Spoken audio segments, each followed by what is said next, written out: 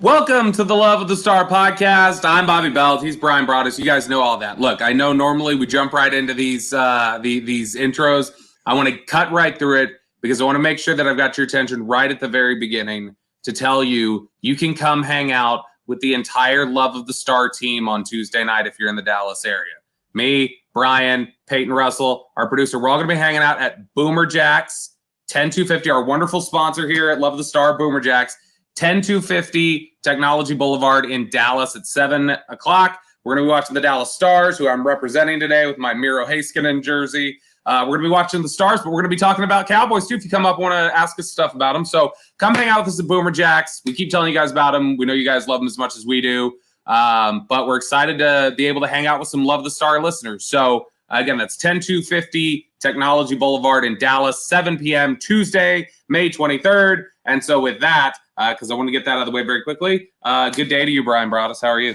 I'm doing very well, Robert. And yes, I'm looking forward to if you're in the Dallas-Fort Worth area or surrounding areas and want to get over to us and be happy to sit down and answer any questions, have some really good food, beverages, talk a little Stars, talk a lot of Dallas Cowboys if you want. So I can't wait to hang out with everybody there on Tuesday night.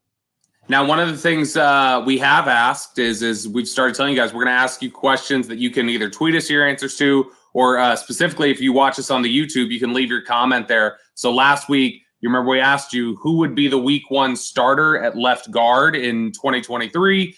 We'll give some of your answers at the end of the mailbag segment. Shout out some of the YouTube followers there. But today's question for you to answer on this video that we'll give answers for next week. The question is, will Michael Gallup have a bounce back season in 2023? So just drop us your answers here on the YouTube, and we'll shout some of you out next week, and we'll get your answers on left guard a little bit later in the show. Before we jump into the segment, Brian, you got any thoughts on if Michael Gallup's going to have a bounce back year in 2023? You know what? Yeah, to me, there were so many things that were going on that we were learning about with Michael Gallup.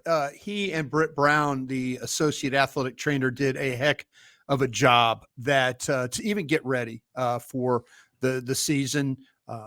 There was a lot of work that we as media members, as fans, we didn't get to see everything that they did, but you could tell, Gallup, came back. There was just that little bit of doubt in his mind. And I think Britt did a really good job of working with him. So, you just got to kind of, you just got to take it as it goes and think that, what, he just wasn't ready to participate. But I'm feeling like a year removed. And I'll tell you this, I think the addition of Brandon Cooks also helps. And I'll say it helps in this way. When all of a sudden you bring in a high profile receiver and you're supposed to be a high profile receiver, those are the types of things that get your attention. And I will say that I think Michael Gallup, he realizes when, he walks on that practice field and he sees Brandon Cooks out there catching footballs, he's going to know he has to step up his game too. So I think there's some extra motivation for him just because of who the Cowboys added, because let's be honest, CeeDee Lamb's the number one receiver on this team. Michael Gallup was supposed to be the number two receiver on this team. You add a guy like Brandon Cooks, that would get my attention really fast. You're either going to rise and thrive, or you're going to fail and they will find a way to move on from your contract. This is a very cut and dry season, in my opinion, for Michael Gallup. So with that in mind, that'll be one thing potentially we could be watching. We have OTAs coming up this week, Brian, which are voluntary, quote unquote, something that is voluntary, but realistically, they expect everybody to be there. And typically, I think the Cowboys have pretty close to 100% attendance. But we'll be out there, hopefully getting a chance to glean maybe if we see any sort of little nuance differences with the offense. I know that'll be one thing that we have our eyes on. It's going to be the questions about where the scheme is at and if we see any changes there. And then also the other aspect of this that we're going to be looking at, I think, is just how some of the personnel is lining up, like which personnel packages are combined and we're using up. But Brian, is there a particular thing you're looking forward to with the Cowboys as they enter OTA? Yeah, what I'm looking for in OTAs, Bobby, is that you always, this is a good opportunity. Yeah, you're not, in full pads or anything like that, what will be an Oxnard, but you could start to see where they're thinking about lining guys up, whether that's guys like, Overshown, where we're going to see Parsons. Is he going to be more of a linebacker? I mean, we know he's an end. How about some of these cornerbacks? They got a lot of these guys. Who's going to play in the slot with the twos? Who's the one slot? Who are some of the different pairings that we might see at safety? What are some of the offensive line combinations? What's happening at the left guard? Are we talking about, hey, we weren't thinking about Farniak here. Well, he looks like he's running with the twos now. Those are the kinds of things I think that you could get out of the OTA practices of just to where they think that they might be willing to line guys up going into the season. When you enter OTAs, so I know, were you here during the famous, was it Darren or Troy Hambrick that had the quote about what do voluntary mean with OTAs? Were you here for that? Yes, I was. And who was it? Was it Troy or Darren? Darren. First off, I'm curious, how did that play in the building? Wait a minute. It might have been Troy. Darn it. Oh, who was it? It might have been Darren. It might have been Darren. I think it was Darren. I think it was Darren. I think it was Darren. So A, how does that play with people in the building when that happens? And B, talk about that angle. We prefaced it a little bit leading into this, but the idea of it's voluntary. I'm thinking it's Troy. Really not voluntary. It's one Maybe of the Hambricks. It was one of the Hambricks, and it was actually pretty. I mean, that just shows you how sometimes my memory comes and goes about that. But no, it was Darren Hambrick. Darren Hambrick. Okay, there we go. So yeah, it's one of those things that we weren't a very good team, and it just wasn't. And so when you start to think about what we need to do, and now you're starting to question the players you have, you're like, what are we doing here? Why do we have this guy on the team? There's all these thoughts come in your head about your roster and do you have the right guys? But yeah, it's kind of crazy, just to think that you just, the whole thing with the OTAs, you want everybody there. The mini camps, you want everybody there. You want everybody working. There's really no excuse. There's excuses when you live like you're at the Green Bay Packers, or the Buffalo Bills. And I mean, this is maybe Buffalo back in the day. I'm just talking about places where people don't make home, where, hey, we had a lot of players that didn't train in Green Bay, trained at all other parts of the country, California, Texas, Florida. We didn't have everybody in Green Bay, but there's no excuse for not having everybody in Dallas. This is just where, the location, where you live, quality of life, all that stuff there's just no reason not to have people questioning what you're doing.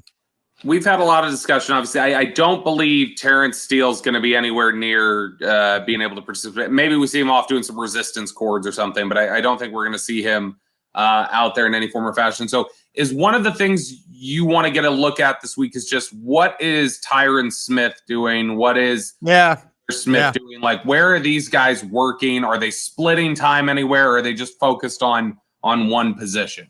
Yeah, I think that, and I mentioned it earlier, that to me, when you just want to watch and see where guys are lining up, I'm not so much interested in Ball as I am is Awesome Richards and Let's Go and Tyron Smith and Tyler Smith and Farniak and guys like that. That's where I'm more interested in. Where are these guys? That just kind of gives you a little bit of an idea of they're in these practices. They want to just take a peek and see, like, okay, well, what does Golston look like as a 3 technique? What does Fehoko look like as a 3? I mean, there's you could gauge a little bit of like the quickness, the fit, how he looks in the offense or the defense, the player. So yeah, it's not all about the competition, but it's really about where they're going to line up, because when you know where they're going to line up, then you could get an idea of how things are going to play out in training camp and what plan they have going forward into the season. Is there a particular coach you're going to have an eye on, see how they're working with players, how they're interacting with players, when maybe what they're teaching? Yeah, I think that, there's some big changes, at that offensive line spot with Mike Solari, being the new guy. I'm interested. I had a feel for how Joe Philbin practiced. I had a feel for how Joe Philbin's coaching style was, how he would ride those young players, pretty hard on stuff, but you always could see the techniques and things like that. And I'm interested to see what the coaching points are going to be with Mike Solari. Is he more about feet, hands, body position?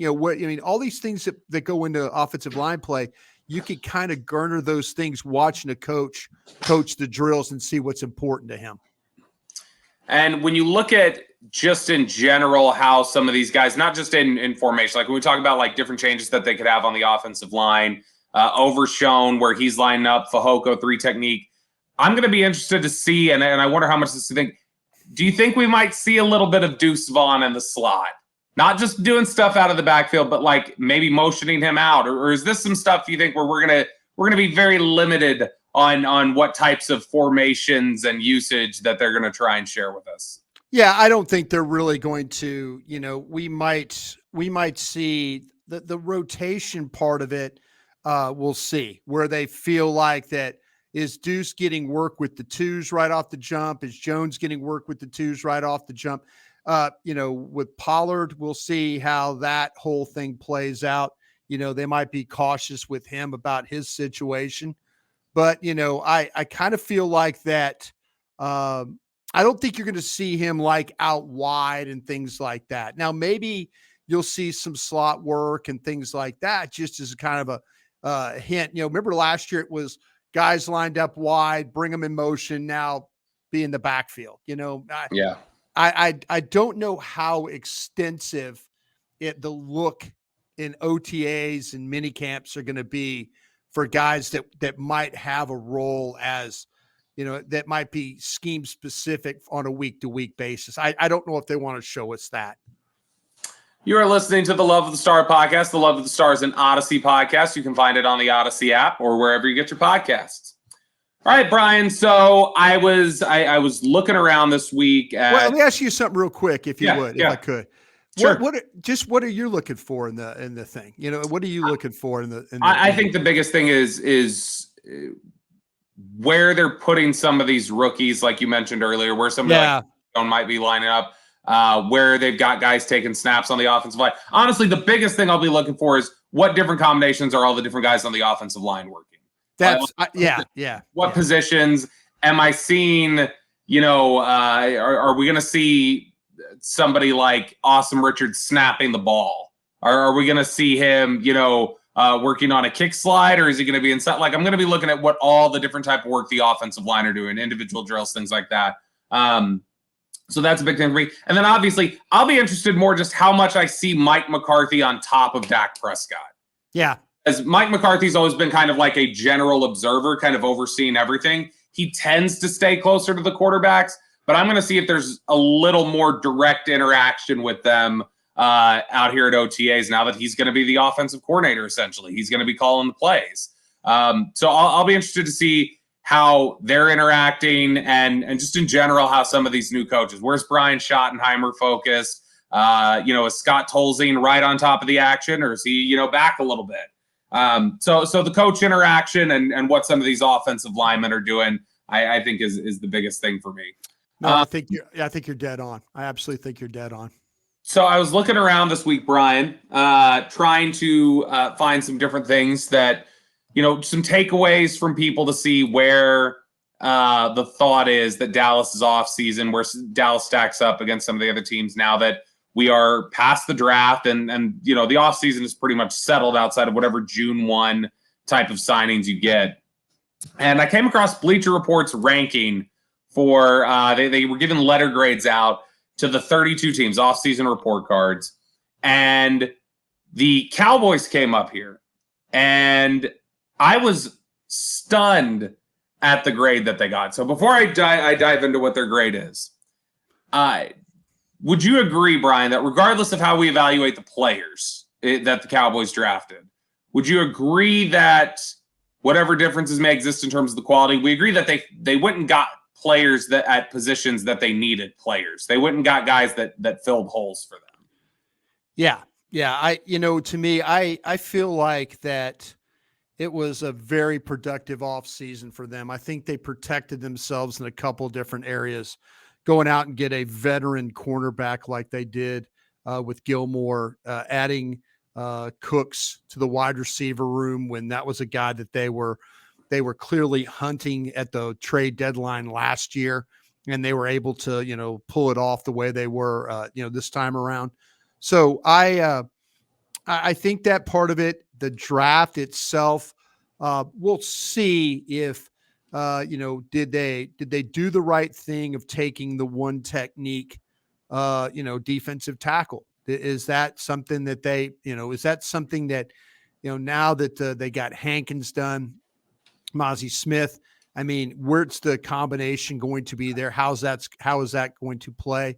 There were some guys at 26 that they could have drafted, but they thought enough of Mozzie Smith to get that done. So, if he comes in here and does everything he's kind of built to be able to do, well, then, this offseason got much better for them. And, I will see what happens with Overshown, adding him. Schoonmaker, we feel like Schoonmaker will be an effective blocker at the point of attack. I think he's a little bit underrated as a pass catcher. Yeah. So, those are the kinds of things we saw what their draft can be, what we learned last year, that, the Sam Williams and Blands and guys like that could play. We not too sure if Tolbert can play. That's what this off season will mean something when you get into the season. And it's like, oh, you got contributions from the guys you traded for. Oh, you got contributions from 3 guys you drafted. Oh, and this guy they kind of thought was going to be a helping piece, end up being inactive every week. That's what we'll learn once the season gets going. And I think that's where you grade the offseason for the Cowboys. So if you were to grade just the draft class, not the free agent stuff, draft class, letter grade, what letter grade would you give that? I would give it a B. I would think that's where I was at. A B. Yeah, I think it was I think there was some solid pieces there. Where they got Mozzie Smith. To me, there was going to be a, and we talked about this bunch on the draft show, Bobby. We even talked about it here on this podcast, Love of the Star, is that there were going to be a situation where they probably had to go a round early on some of these players. They had to go, they might have went, they in my opinion, they probably went 10 picks, early on Mozzie Smith. That's fine. No problem there.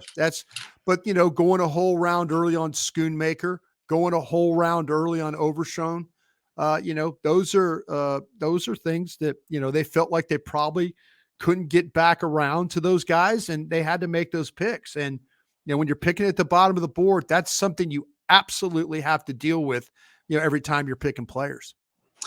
And so a B there, I think a B is solid. Obviously can go higher or lower depending on what kind of performance we see. But in terms of covering needs and guys that you got, I think a B is very fair. So when you look at the Cowboys offseason, I think there are 4 moves that basically determine how you feel about the Cowboys offseason. So I'm just going to ask you on each one, just really quickly, kind of where you would put this. The Brandon Cooks trade, what letter grade would you give that trade? I think that's an A. I think that's an A, because they have questions about Gallup and they have questions about Tolbert. And we learned last year in the playoff game when they lost Pollard then the number of weapons that you had affected the way that they played. What grade would you give the Stephon Gilmore? And I agree, Brandon Cooks is an A trade, especially considering what you were going to give up at the trade deadline. You waited a little longer, gave up less. But what grade would you give the Stephon Gilmore trade? I think that's more of a B right now for me. And I'll say it in this way because I feel like that Bland could probably be your starter. But what you've done is with Diggs, and it could have been Diggs and Bland and Lewis could have, you could have been, I think you could have been just fine. Gilmore, to me, like I said, that's a B with the chance to go up to B plus, maybe even an A. He's going to start, and we'll see how he plays opposite. There's people that think that he has something left in the tank, but it gives you the opportunity to develop Bland a little more, maybe even at nickel. So if Diggs, Gilmore, and Bland are your starters, then that thing has a chance to be an A. But that was a position where I kind of felt like that they had some guys there, but we'll see. We'll see how it complete. I'm all for Bland potentially starting. That's kind of where I'm at. So the Gilmore trade, I understand why they did it, but man, Bland's a lot like Tyler Smith. I want to see him keep playing. Yeah. I want to see him keep playing. So, but where the wide receiver, you absolutely needed something there at corner. I felt like it's a good way of protecting themselves, and we'll see. It's got a possibility to be an A, but man, I'll tell you what, if it affects the way that Bland or the opportunities that Bland gets, I hope he can shine in those chances he does get. Which I think that the acquisition of Gilmore, I think it's a 3-corner league. It's basically a nickel league at this point. Sure. And so I think you do need 3 good corners as starters. And so I think they just upgraded what they had in terms of, I think it's Diggs, Gilmore, Bland. I think that's their corner group. Yeah. So that's why when I look at it, I still grade the Gilmore trade as an A. I think Gilmore and Cook both are A's for me. The decision to walk away from Ezekiel Elliott, what grade would you give that process? Well, that's, that was probably one that they, to me, I give them if you could give them an A for walking away, you're going to give them an A for walking away. And I know that sounded funny the way I just said it, but kind of confusing. No, I get what you mean though. Yeah. But to me, that's, this organization has had a history here recently for moving on from guys, and let's be honest, the next couple of guys you can move away from will be Tyron Smith and maybe even a Michael Gallup if Michael Gallup doesn't show you what he needs to show you. So I give them an A for realizing they, needed to do something different. I don't know if I want to give them but is it a C for replacing the potential, of Zeke? Is it, did they not?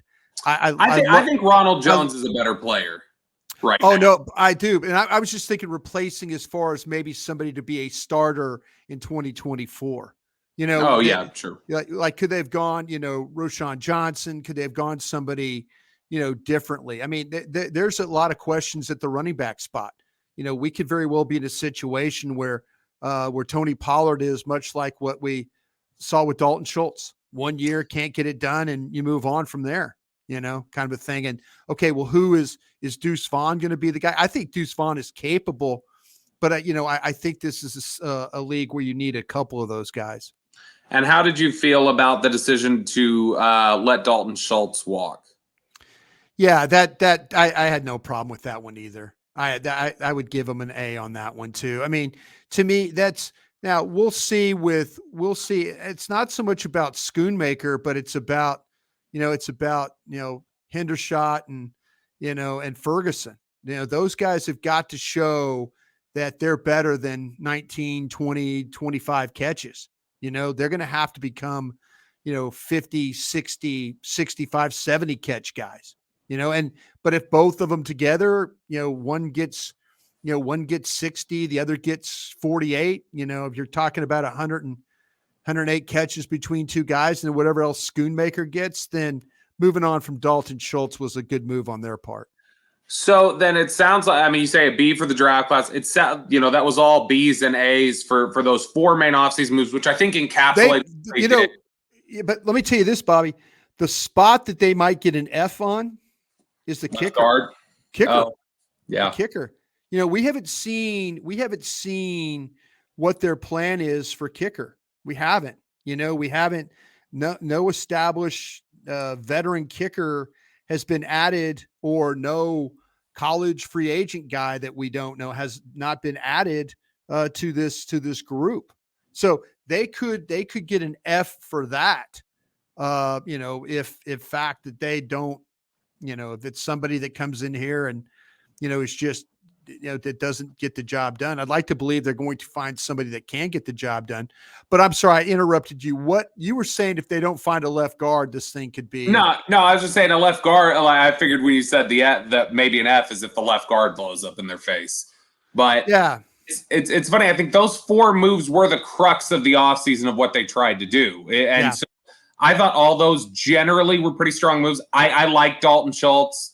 I understand why they didn't want to make the payment. I get it. And so I don't have a problem with it totally. But I mean, I would have kept him here. But all that to say, does it surprise you that on Bleacher Report's offseason report card, Brian, for the draft, they're giving the Cowboys a C+. Okay. And for their offseason moves, they're giving them a B- for a cumulative grade at this offseason of a C+.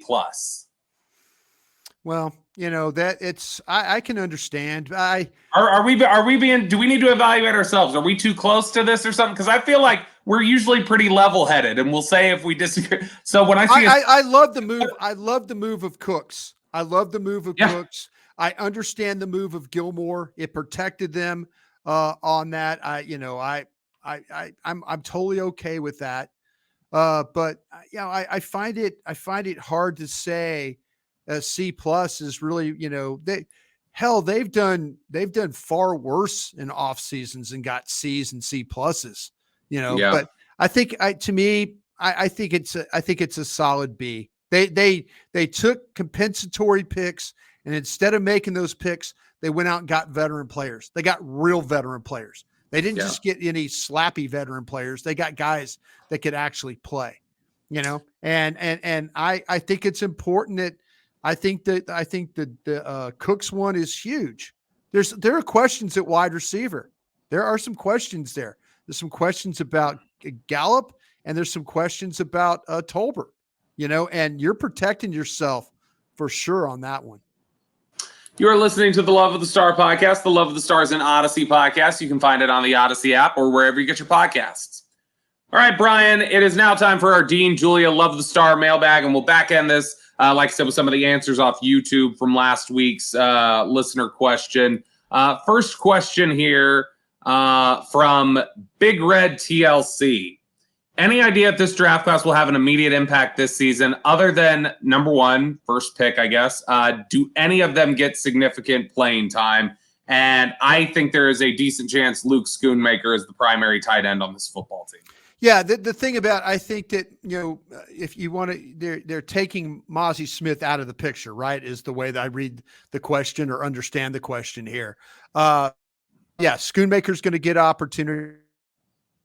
We'll see what happens at linebacker with Overshown, because to me, there's questions about, with Clark and Cox, that there's, who of that group. Leighton Vander Esch is established, but, will Overshown come in and will it be too big for him?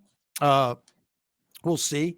I'm betting that, he'll probably pick things up, but they don't need for him to be like Cox, because Cox was, one step forward, 2 steps back, just never was able to completely pick things up, was never completely able to be a part of even the rotation special teams, just kind of played himself into being inactive, and maybe it had something to do with the knee recovery and things, but I'll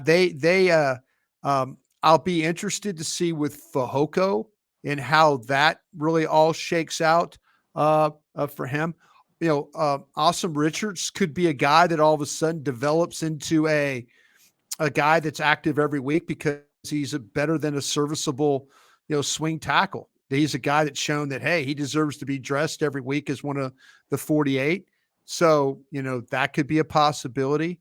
We'll see what happens with the corner, from Southern Miss, on special teams? Is he a guy? I mean, he's shown the ability to tackle, to be around the ball, to be physical. It might not be too big for him. So they've got some guys that can contribute, but I think it's going to be the top three guys will probably contribute the most. Yeah, I think that's probably fair. Like I said, Schoonmaker is the one that stands out to me as a guy who'll get a lot of opportunity. But we got this sense, I think, talking to some of the scouts when they came in and talked to us at DallasCowboys.com on day 3. Man, it sounds like they really like DeMarvion Overshown a lot. Sounds like they think way highly of him, more so than I think a lot of people in the draft, draft Twitter community had thought about Overshown. It seemed like the Cowboys had a really high opinion of him, specifically Mitch LaPointe, the director of college scouting. Well, we'll see what happens with Deuce Vaughn. That's a pick that a lot of people are very excited about. And let's hope that this new coaching staff, when it comes to the new OC, the new running back coach, that they get him acclimated quickly, as opposed to what we saw from the history or how things worked with Pollard when he first got here. That they find reasons to put him on the field and he can contribute that way. Next question here from Josh Weaver. Which second-year player do you think is going to make the biggest jump this season? I can tell you the guy the Cowboys hope it is Jalen Tolbert, the receiver of Alabama. That's who you need it to be. Will it? We'll see. I know they think highly of Matt Waletzko as well, a guy who kind of had his season thrown off a little bit by injury. But I think the two obvious candidates here are probably Waletzko and Jalen Tolbert. Yeah, I think Tolbert, they really – if you look at the Cowboys, and I think I'm correct about this, they added a receiver, as we've mentioned, with Cooks that could be a great addition. But then they really didn't add another receiver till the 7th round, 7th round. So in Brooks. So to me, that they are putting a lot of faith in Tolbert. Everybody had them maybe adding a receiver at 26. And they didn't do that. They marched on. They didn't add one the 2nd, the 3rd, the 4th. They didn't, so there's a lot of faith in Jalen Tolbert going forward. And this could be a very, very beneficial, being patient with him. It could be very beneficial, or it could be very blatant that he is not good enough to play and they'll probably have to move on from him. But they're going to give him every opportunity. The OTAs, we're seeing a lot of videos, a lot of clips of him and Dak working together. The old shirts off, everybody's sweating, working hard bit.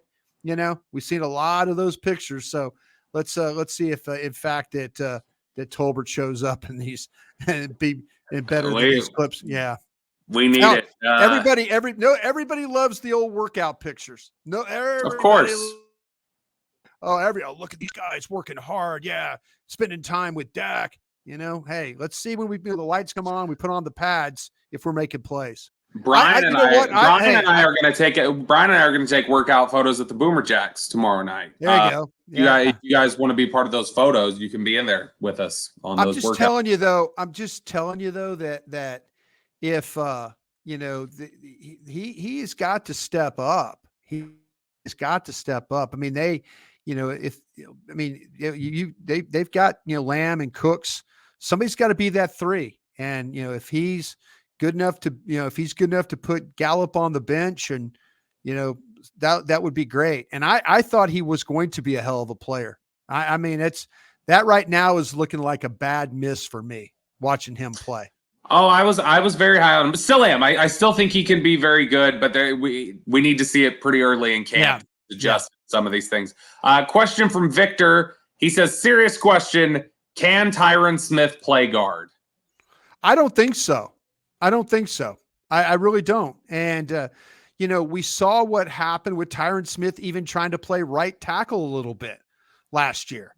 It's just not natural for him. And I don't see him playing guard. And, I'm probably going to be wrong here. He's going to probably play left tackle, and Tyler Smith's going to play left guard. And we'll see how that all plays out for the, until something, Tyron Smith has played a complete season, I believe, until 2015. Was that the last time? He's never played a complete season in Dak Prescott's career. Yeah. So there you go. I mean, it's so sad to say that about an individual, but it's true. It's so true. And so, maybe all this, grinding of teeth and all that about Tyler Smith having to play guard, maybe it'll all take care of itself, but I hope not. I mean, I hope that Tyron Smith can stay healthy, but I just don't see him playing guard. I'm sorry. I just don't.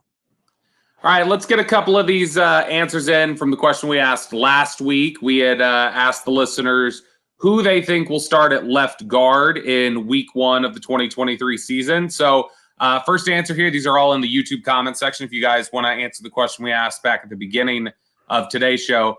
Mike Jones says, I think Edoga starts at left guard because I actually watched some. Mike Jones? Yeah, not that Mike Jones.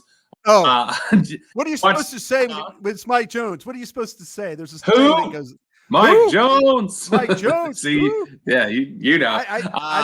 Yeah. He says, I think Edoga starts at left guard. Watch some of his tape playing in Atlanta. Seems like he has good feet, doesn't struggle getting to the second level. I think the Cowboys need to posture as if Tyron has the job at left tackle to make him feel like it was a competition. But ultimately, Tyron Smith will be the swing tackle, and Tyler Smith stays at left tackle with Edoga playing alongside him. Brian, I don't totally disagree with Mike Jones there.